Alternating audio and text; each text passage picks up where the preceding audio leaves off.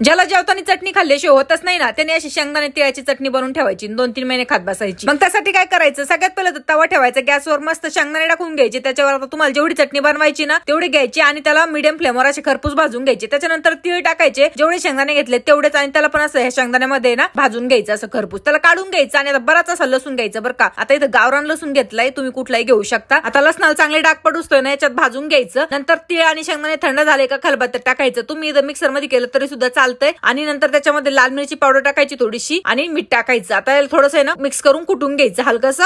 नंतर त्याच्यामध्ये ना जो भाजून ठेवला होता ना तो लसूण घ्यायचा आणि तो टाकून द्यायचा। आता इथं माझी क्लिप शूट नाही झाली लसूण टाकताना, पण मी काढून घेऊन त्याच्यामध्ये टाकून ना चांगलं कुटून घेतलं बघा। आता असं मस्तपैकी ओलसर होऊन जाते ना चटणी लसूण टाकल्याच्या नंतर। आता शाबड दोबड मस्त कुटली का, आता झालेली आपली चटणी रेडी मस्तपैकी। आता याला काढून घ्यायचं, तुम्ही याला डब्यात ठेवून 2-3 महिने खाऊ शकता बरं का, बिलकुल खराब नाही होत ना, वास नाही येत, एवढी टेस्टी लागते ना, चवदार लागते, म्हणजे कोणाच्या तोंडाला चव नसेल ना त्या झटक्यात तोंडाला चव देते बघा, एवढी भारी लागते। अशी काढून घ्यायची मस्त आणि तेल टाकून खाऊ शकता, किंवा मग तुम्ही अशी सुद्धा खाऊ शकता, खूपच भारी लागते। डाळ भाता बरोबर सुद्धा एकच नंबर लागते। तर बनवा आणि मला कमेंट करून नक्की सांगा।